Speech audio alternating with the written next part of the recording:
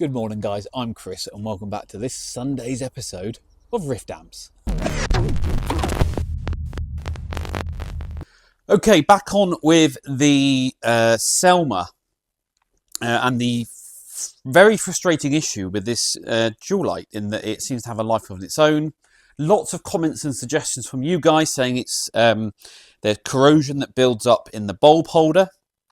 Well, as I said in the previous video, I had already cleaned the bulb holder up. And the way I did that was with a very, very tiny, focus, you bugger, brass wire bit on the end here. Just spin that in there, clean everything up. Here's the original bulb, the one that just seems to... it can't decide whether it wants to be on or off. You see it's on at the moment. Unscrew it, screw it back in, screw it off, screw it on. You get the idea. See, look, now it's back in and now it's not working. Definitely in there. So there's something weird going on there. With a brand new bulb, it works every time and it doesn't drop out.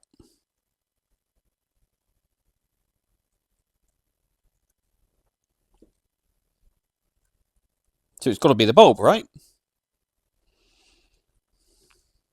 But why would this bulb be intermittent? Here you go, not working. And you knock it and it does. So I wonder if this bulb has an internal... Oh, come on, get focused. This bulb has an internal failure that we're just not bringing up yet. What I am going to do, I've already cleaned up the terminal on the bottom there, but I'm just going to, because it grounds through these threads. So I'm just going to buzz this up on the wire wheel, see if that makes a difference. Even though I have already cleaned it twice. So, but 2 seconds. There we go, looking much cleaner now.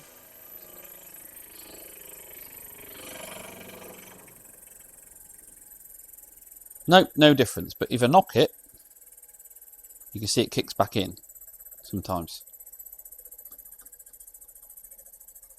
Nope, dead. So it's definitely a bulb issue, because we'll put a new one in. There we go. No issue. Should we try a third bulb? Bulb number 3. Works fine, stays fine. So it's got to be the bulb then. Try the other one. Yep. The original.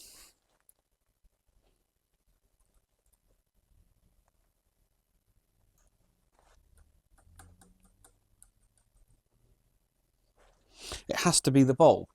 That's fine. Okay, so we can fit a new bulb to it. That's not a problem. Customer can have a new bulb, don't mind that at all.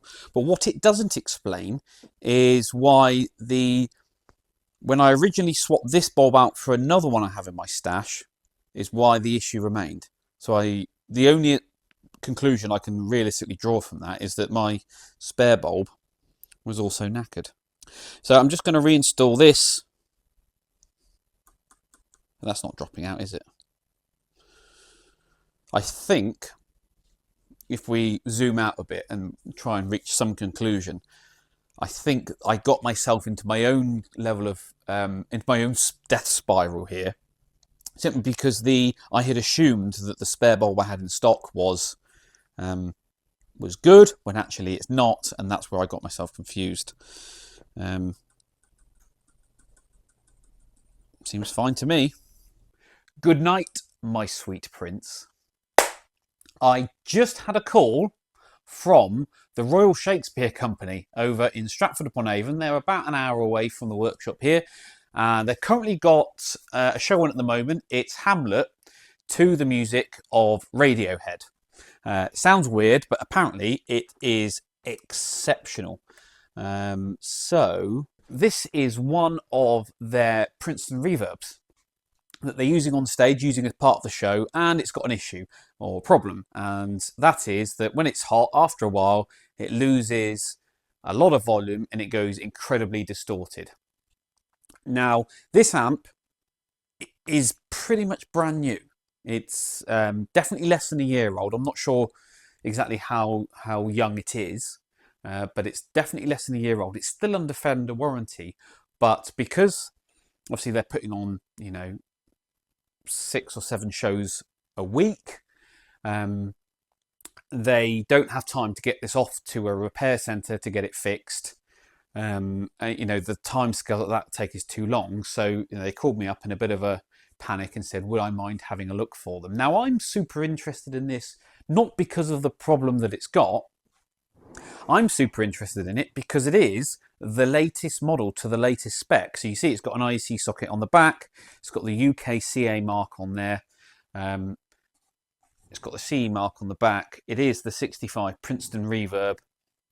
So this is the latest model, or the latest version of this model from Fender. So we'll be able to have a look inside to see if they've made any changes compared to the ones that we usually see. Now, I wouldn't see these regularly because they're too new. They're still under Fender warranty, so they won't appear in my shop for a good couple of years yet. So it's quite a rare opportunity to have a look inside and see what's going on. So I'm really interested in doing that. The technical guy, I think it's the stage manager, he dropped it off, said he had a quick look. None of the valves were red plating. I think he's usually touring crew and works with guitar amplifiers and stuff a lot. A lot of backline stuff. So he knows the basics and things to check. But here we are. Princeton Reverb reissue, one of the latest models. It's got the Jensen C10R in, tiny magnet, tiny speaker. Yeah, that needs to be upgraded at some point. But apparently they're quite happy with the sounds of these things. They have got another one as well. Seems to be working okay, but this one has its issues and we need to get it sorted. So yeah, when Shakespeare calls, you answer your phone. So we'll get the back panel off.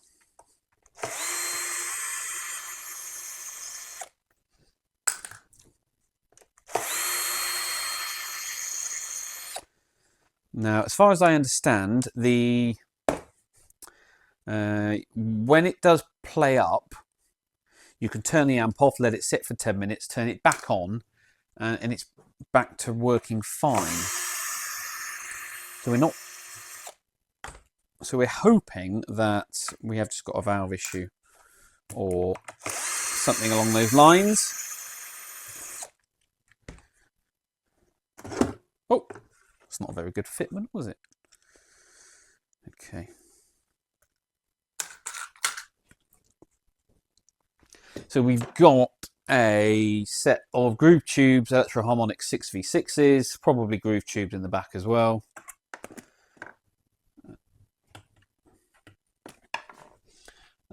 A GZ34 rectifier. Interesting that they've gone to that from the 5U4, which I approve of. Here we go. October 2024 is the sticker in here. I'm not sure if that's a Fender sticker or someone else. Yeah, it is a Fender sticker. There you go. So it's definitely less than a year old. Oh, yeah, build date in the back up here. Raw cab, 65 Princeton Reverb, 18th of October 2024. So there you go. Less than a year old. But they've owned it less time than that.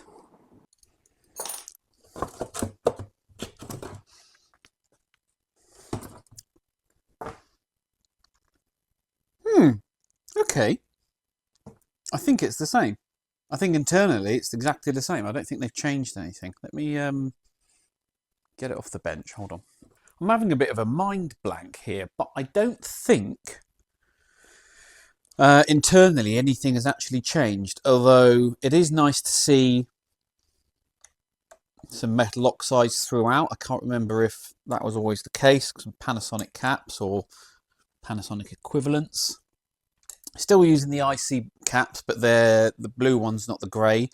don't know if there's actually a difference. I haven't looked up the data sheet. I don't think actually internally it's changed. I think they've just changed the, apart from the IEC socket, of course, which actually is a good thing. Look at that, a dedicated safety earth down here, although I can't see the sticker for it, which means it is illegal. Okay, anyway, right. Let's get this thing on the test bench, fire it up, get this thing screaming hot and see if we can work out what's... once it plays up, we'll be able to identify where its problems do lie. Okay, on the test bench, and it's been running now for just over 15 minutes, so coming up to temperature, settling down, pulling 68 watts out of the wall. Today's wall voltage is 242 volts.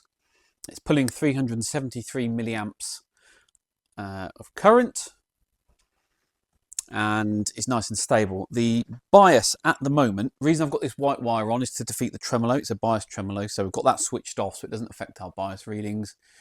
Each side we're running at, one is at 10.8, the other's at 10.3, 10.4. That's your anode cathode voltage, that's the current running through the valves. I would argue for Princeton Reverb, that's quite a high bias figure for these. They do like to be biased on the cooler side, but if I zoom you in on the scope, inject the injector signal, sorry about the glare, so pointer clipping, back it down so that it's still smooth. In fact, shall we get a bit more resolution on that? There you go. Definitely clipping there. So it's cathode phase inverter, so one side clips before the other. That's pretty normal. There you go, smooth. It's doing 11.4 volts into 8 ohms. So we'll call it 11.5 because we'll be nice. Puts us at 16.5 watts of clean power. That's good. They're only rated for 12. So yeah, it's quite healthy. And for 12 watts, we've got to go down to just under 10 volts output. So we'll go to there, bring it down to 10, puts us there. That's definitely clean at that point, but we do actually get a little bit more output. Anyway, I'll turn the tremolo on. It's quite strong. It's quite fast as well. I always get annoyed at the minimum speed of these trems. I think they should wobble slower. So that's where we are at this with the amp at the moment. Now, it's currently wired for 230 volts, so that's possibly one of the reasons that it is running hotter. Well, it's not possibly, it's definitely one of the reasons. So we will be converting this to 240 volt. Now, the owner or the guy dropped it off, said, is it possible for these to be converted to 120 volt for when they take the show to America? And I will double check, but I think it is. I think this transformer has got a 120 volt tap on it, so I just couldn't remember off the top of my head. And if so, I'll give him the instructions of how to do that for when they do take it abroad. So at the moment, it's running. It's kind of doing what it should do. So I'm going to leave this running on the bench now for, we'll give it an hour and try and get this thing to play up. And when it does, we'll come back and I'll tell you all about it.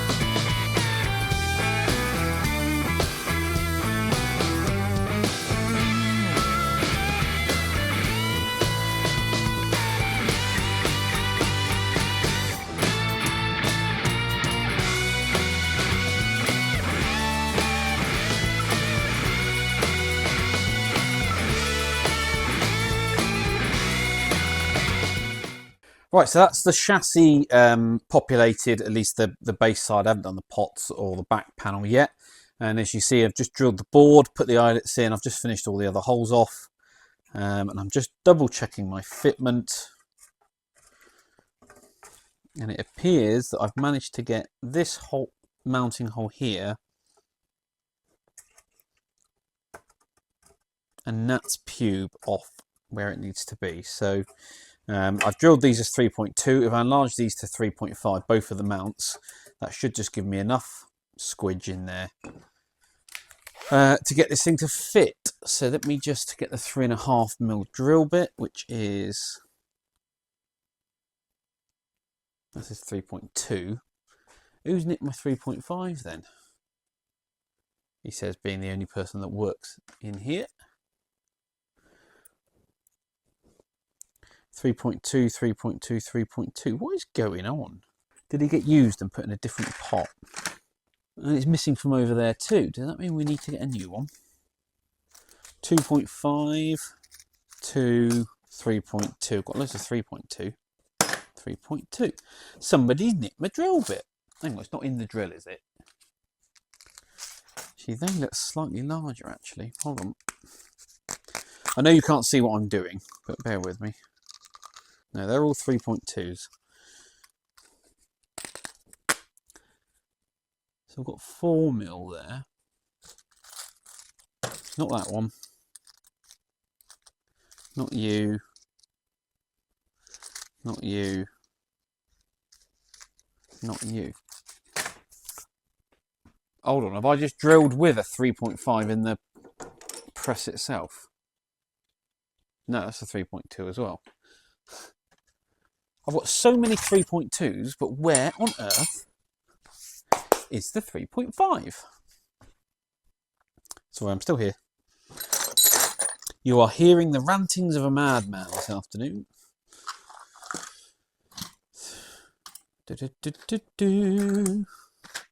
See, this is why I need a good old tidy up in here, because when I've got so many projects on the go, it's very easy to get lost in your own confusion. I don't believe it. I've got no 3.5mm drill bits. They're over here.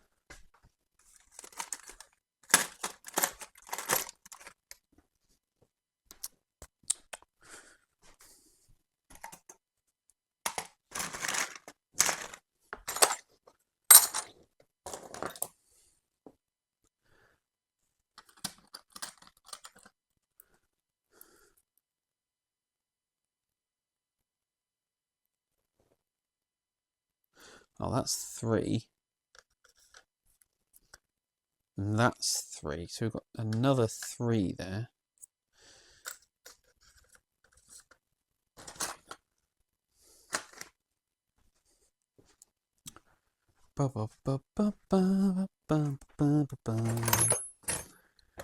Where did you go? Do, do, do, do, do.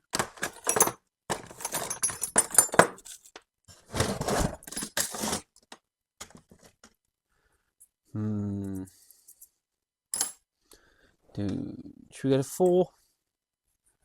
4 will be okay. Yeah, all right, we'll do 4. I'm not scurrying around looking for stuff for too long. Should probably check it's actually a 4, isn't it? Yeah, it is. 4mm.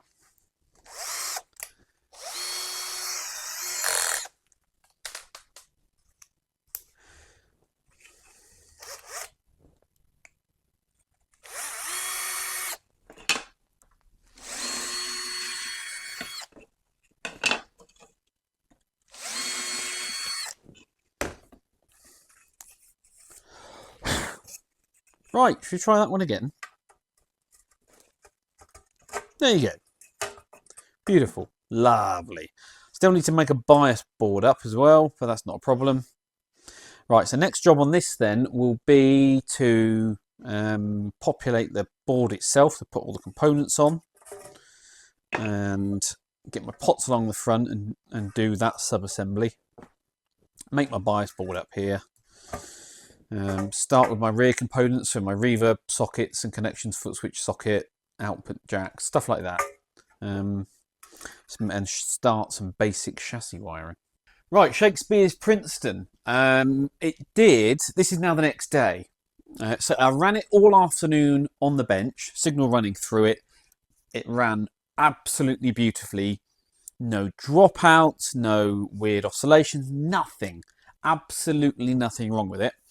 So I turned it off overnight, let it fully heat cycle, ran it for another hour this morning. Again, ran absolutely no issue.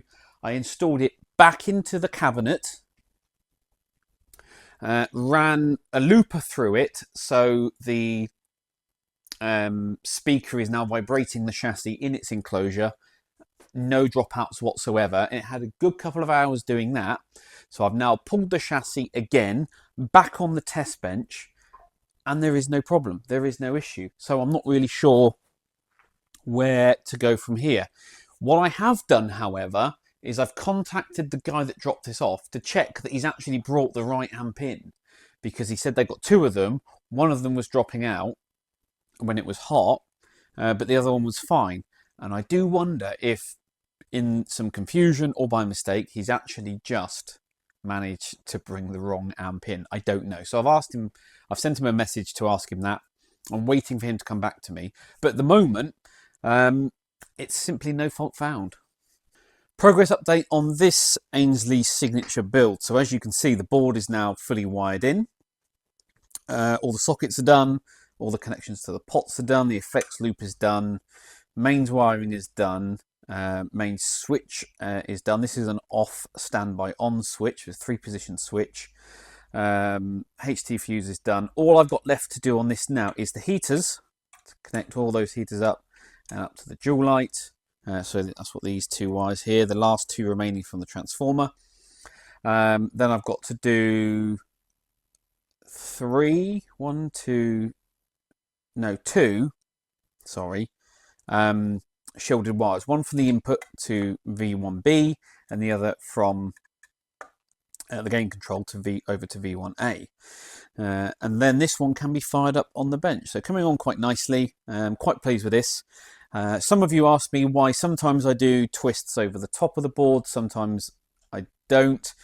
And it's down to my constant improvement or amplifiers and trying new things out. Now,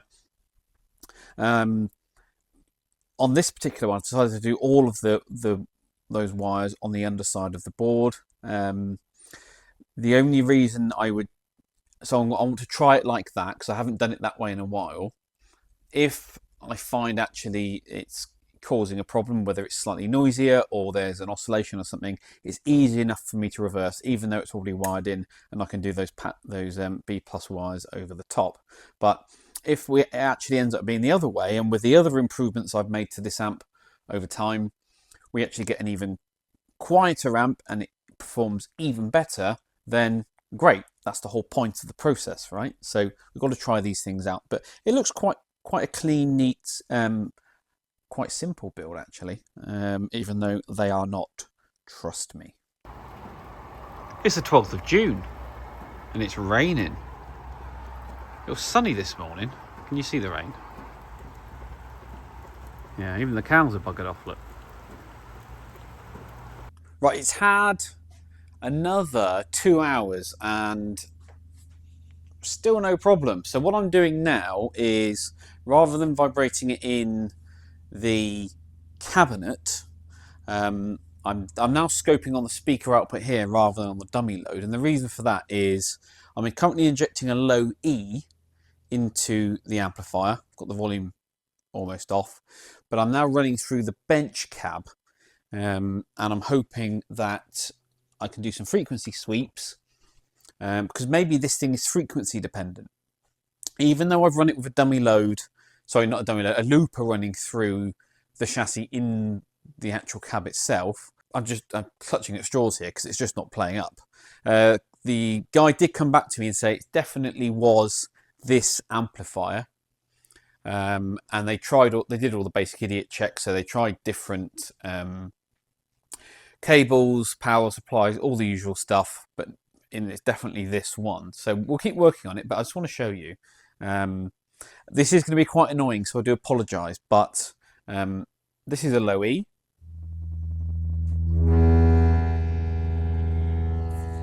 And you can see it on the scope there, hopefully.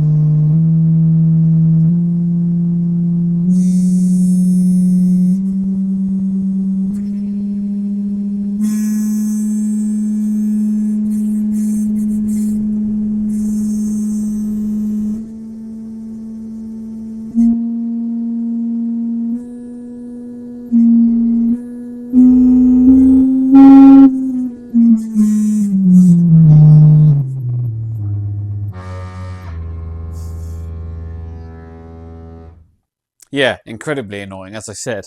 What was interesting though was that each frequency, obviously, every item in the world has its own resonant frequency, and there are different items in the shop here vibrating on those different notes. It's really interesting. But yeah, that's what I'm going to keep doing. Going to keep running it at quite a loud volume, I'm afraid, because I need to get the vibration going through the chassis at all those different frequencies. I'm working on the E major scale roughly. I know the frequencies don't perfectly line up, but that's kind of the notes that we're working on. And yeah, we'll just keep going with it, see if we can get this thing to play up. But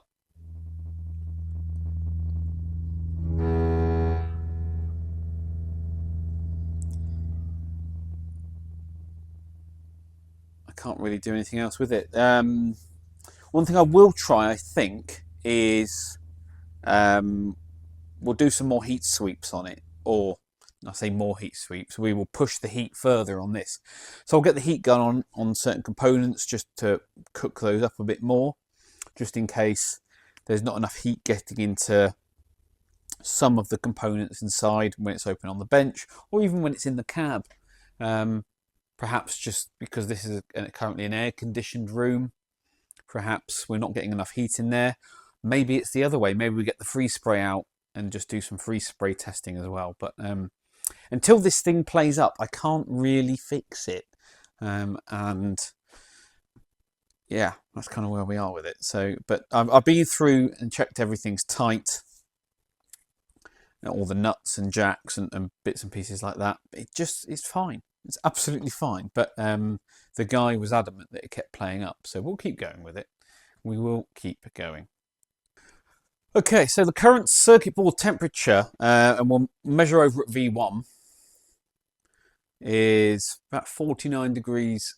Oh, you can't even see. There you go. About 48, 49 degrees Celsius. Over at this end, we're up around the 50s because we're closer to these output valves, but that's kind of where it is. So it's not cold. I mean, I don't know what that is in Fahrenheit. More, well over 100. But that's kind of where we are. I've got 63 there on that resistor. Yeah, so they're hot. Anyway, heat gun.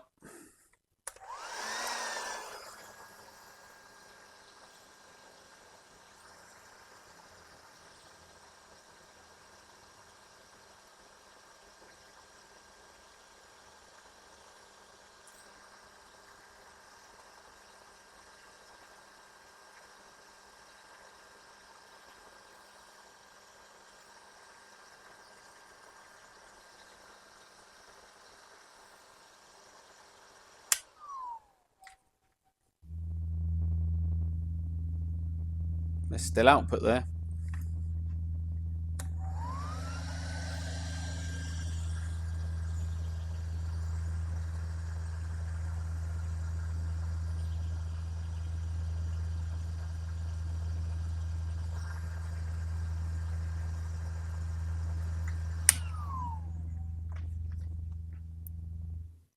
Problem is those caps aren't rated to go that hot, so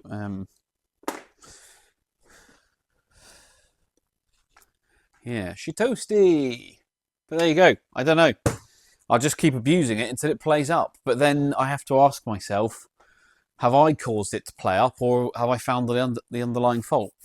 You just don't really know at this point. And this is the frustrating thing about some amp repairs, especially intermittent faults.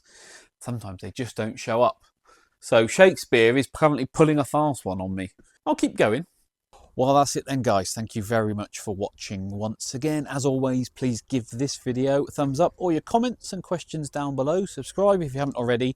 If you're feeling super generous like these guys have, why not join the channel? And I will catch you all at the next one.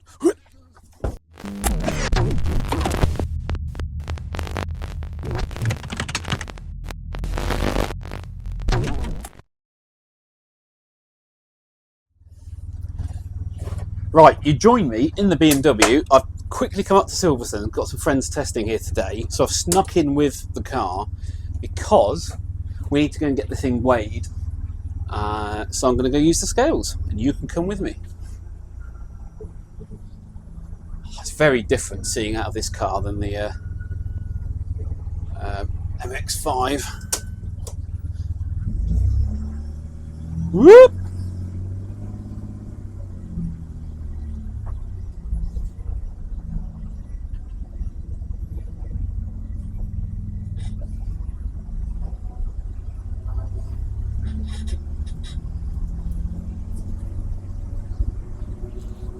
Also, you sit much lower in this car relative to the steering wheel, so I can adjust that with seat positioning and stuff like that, but we'll see how we get on. It is hot today. I am absolutely roasting. Also, they're doing all the final prep for the Grand Prix, which is in a couple of weeks' time, so there's all the hospitality stuff everywhere. Anyway, let's see if we can get in and use the scales.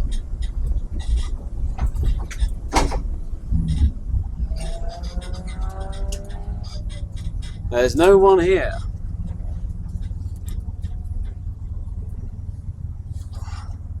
One moment.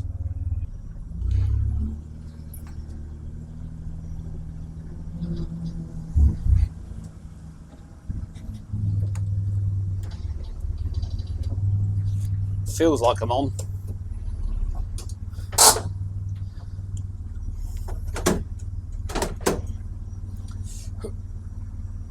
Let's go wide angle, you can see more.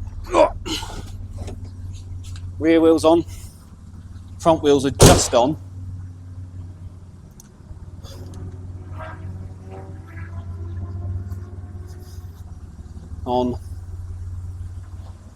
Might need to come back a smidge.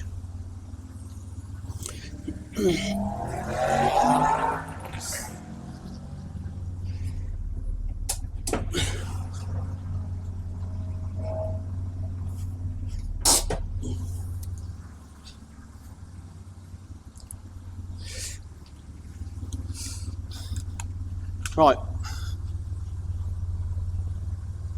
1126, which is 4 kilos under. No, because it's got a full tank of fuel, so it's actually a bit lighter than I thought it would be. Damn.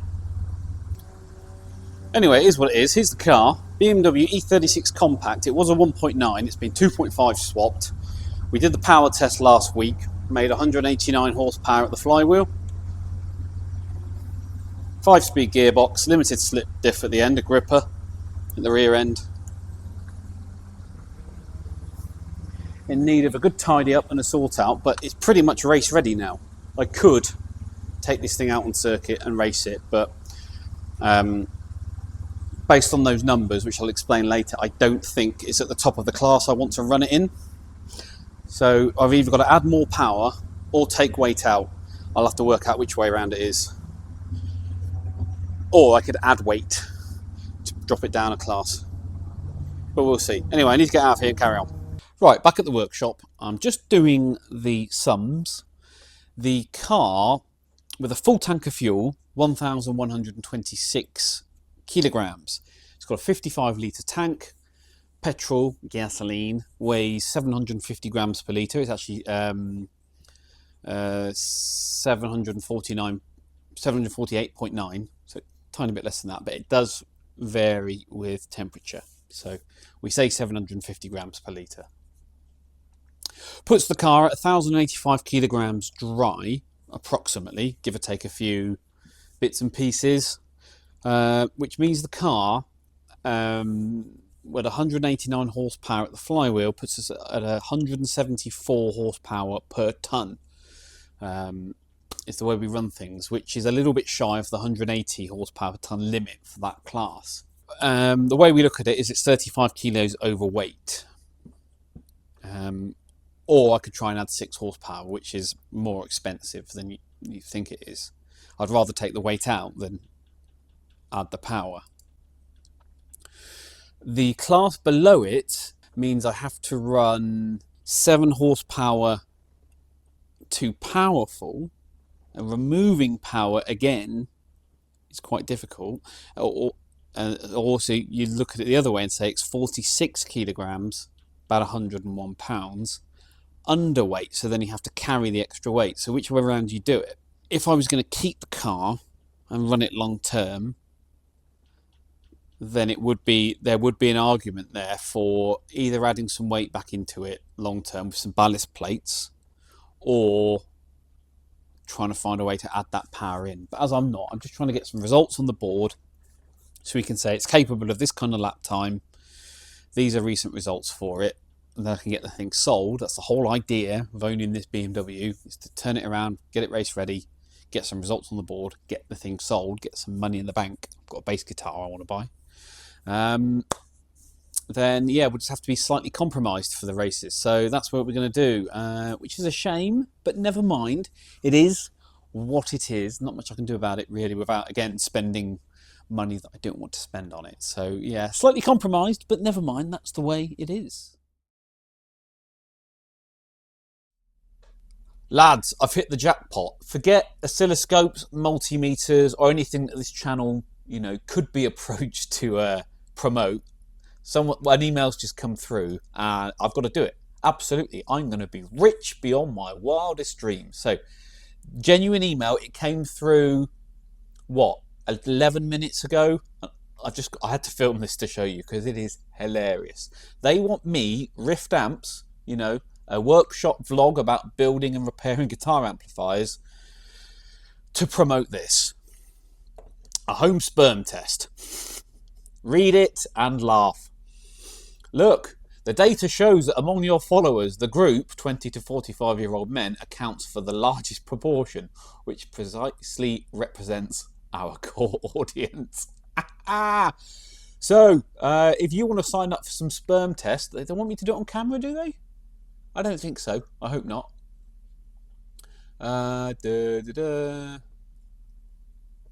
Oh, I need to share my real usage experience. Yeah, I'm not doing that.